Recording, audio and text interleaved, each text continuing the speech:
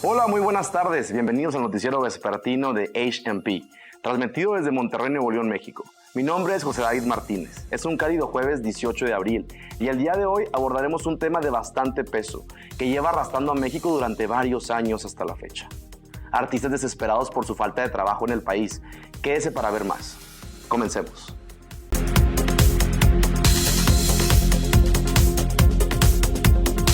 Muchos artistas en México día con día piden justicia para que su trabajo sea valorado, sufriendo de contratos negligentes, salario injusto, falta de derechos laborales y explotación de trabajo.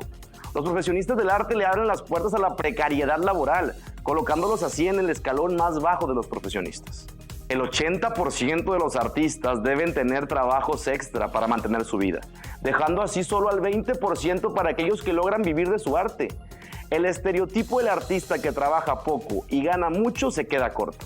Para más información los paso con nuestras reporteras Dana Gárate, Bere González y Constanza Juárez, quienes nos hablarán un poco más sobre esta problemática. Adelante, Dana, vamos primeramente contigo.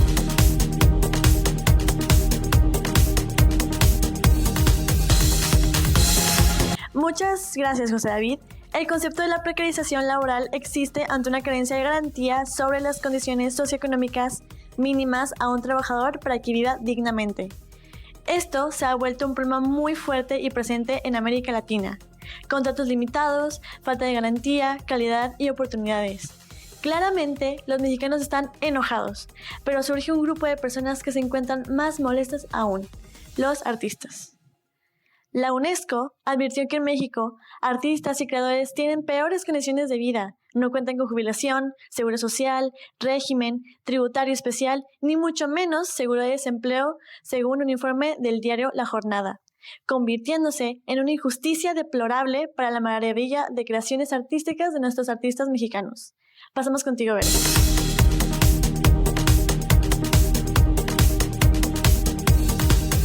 Gracias, Dana. La precarización no solo recae en adultos profesionales, sino también en los jóvenes con carreras artísticas, que sufren de las consecuencias más complicadas de ser un artista en busca de oportunidades. Tal es el caso de Andrés Martínez, un estudiante del Tecnológico de Monterrey, cursando la licenciatura de Arte Digital.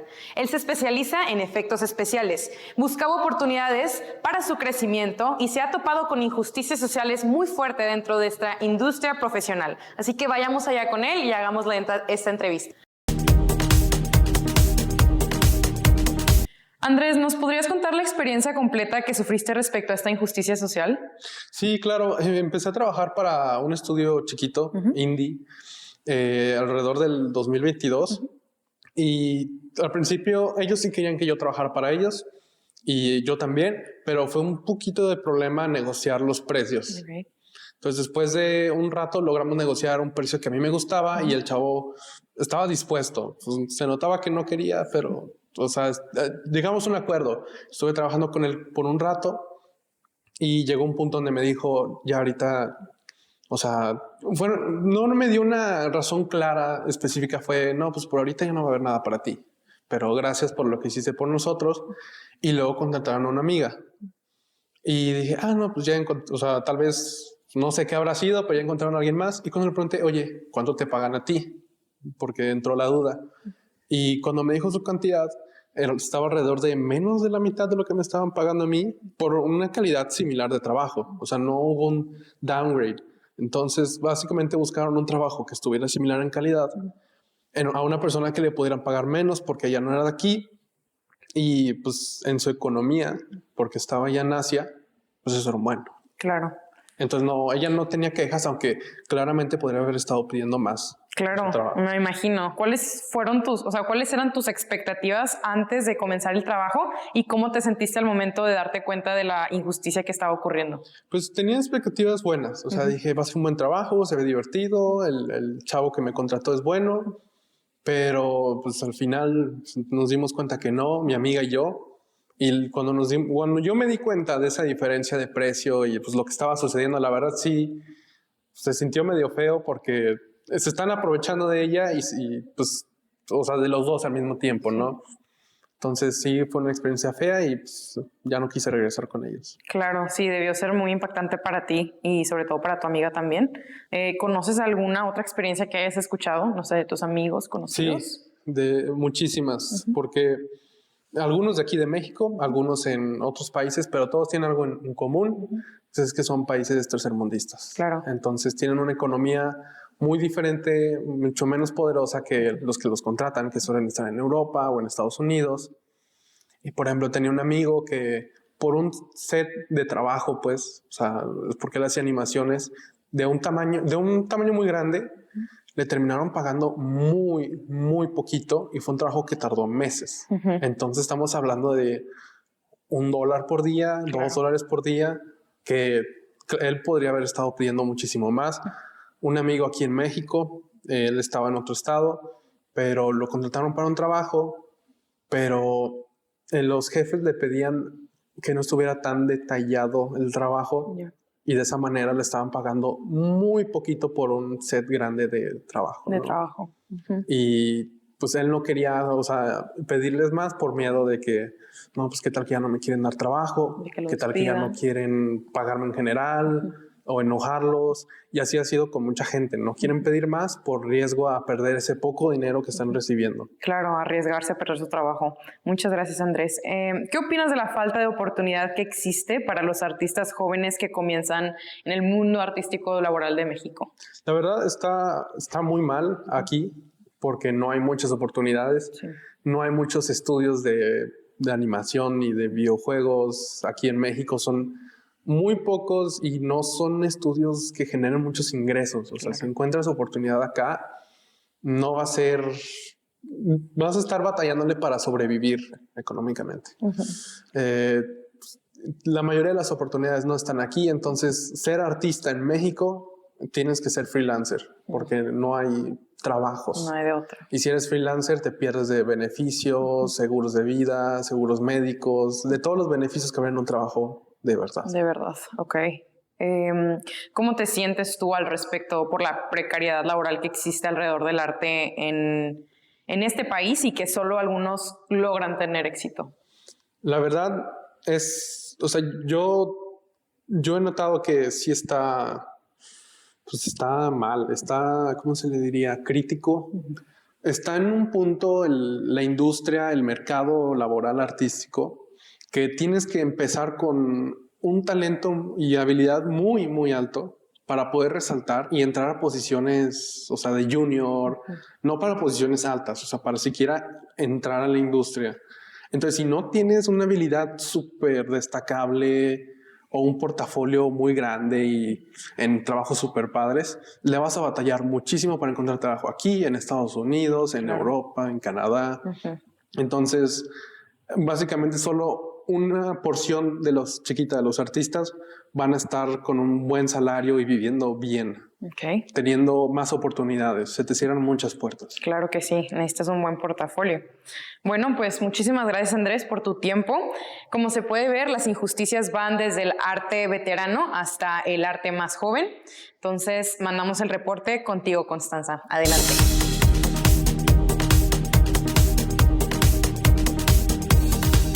Así es, Veré. La precariedad artística laboral afecta tanto a chicos como a grandes.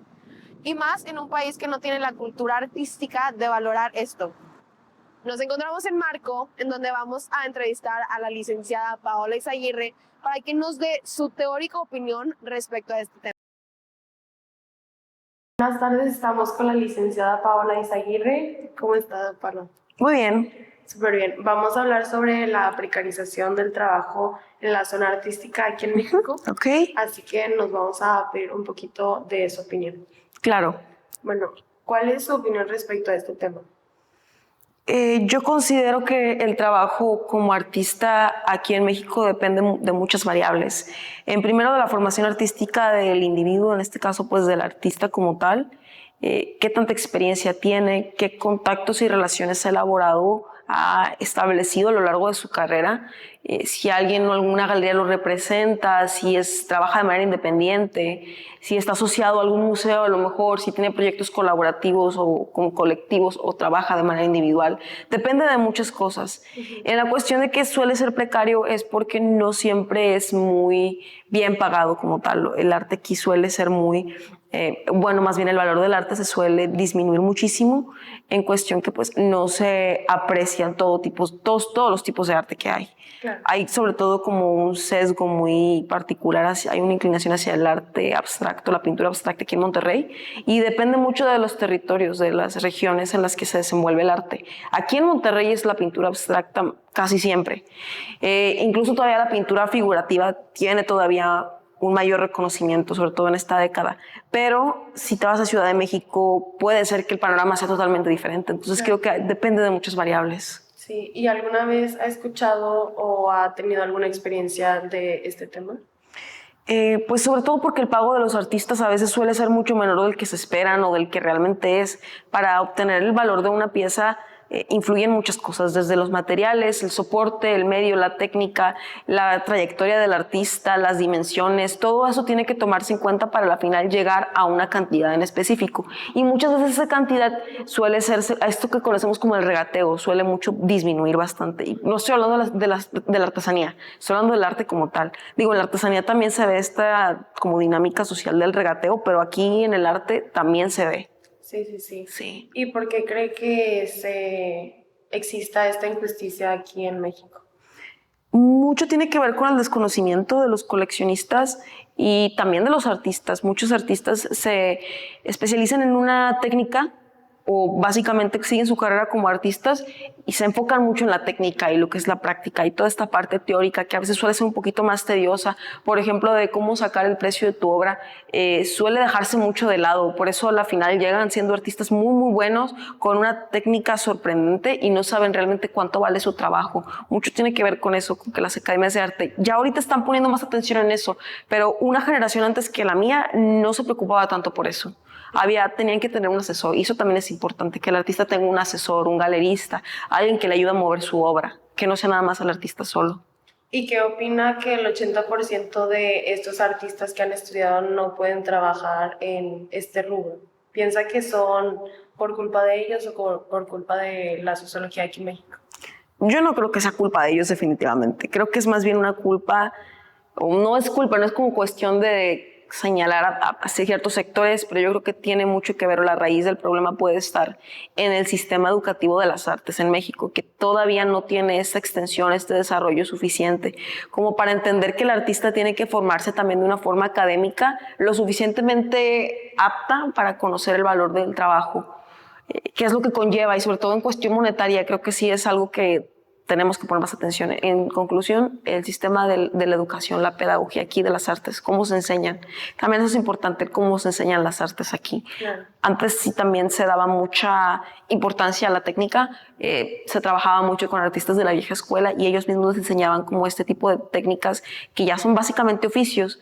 Te enseñaban el oficio de artista para que a la final tú pudieras desarrollarlo solo. Y esto se ha ido perdiendo también porque justamente se quiere dar ahora una mayor importancia a la parte teórica. Sin embargo, yo creo que tiene que ser una balanza, o sea, tiene que existir ambas partes para que sea algo equilibrado y que el artista también sepa valorar su trabajo, no nada más hacerlo. ¿Y qué consejo le podría dar a los jóvenes que quisieran vivir de este arte, de su arte? Primero, conozcan el medio y el contexto en el que están, o sea, vayan a exposiciones, vayan a galerías, vayan a museos, vean quiénes están exponiendo ahorita, en qué contexto están, si son de su generación, si son de generaciones pasadas, relaciónense con todos, eso sí. El medio de las artes aquí, al menos en Monterrey, es muy pequeño, es como muy selecto, es muy cerrado, pero es fácil entrar cuando tienes habilidades y contactos indicados, o solamente habilidades muy buenas y una buena difusión de tu obra. Creo que es fácil entrar, ingresar ahí, conocer este tipo de contactos que te puedan ayudar a moverte en este círculo. También seguir aprendiendo. A la final, como lo mencionaba, es un oficio y el oficio tiene que aprenderse todos los días. Si se deja de hacer, se pierde. Es una habilidad que tiene que ser constante. Y yo creo que con esas herramientas van a lograr hacer algo muy bueno, o sea, van a lograr darse a conocer, van a lograr obtener ingresos, van a lograr seguir profesionalizándose, exponer, ¿por qué no? Hacerse de un nombre, creo que eso es bien importante, de un nombre y una firma, que una galería te represente, eso es como a lo que muchos artistas emergentes están aspirando ahorita.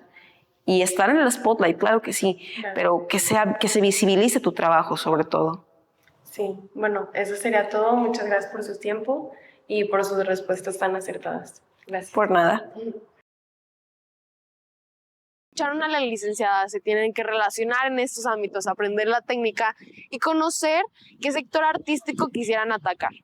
¿Y tú, qué quieres hacer? Volvemos contigo, José David.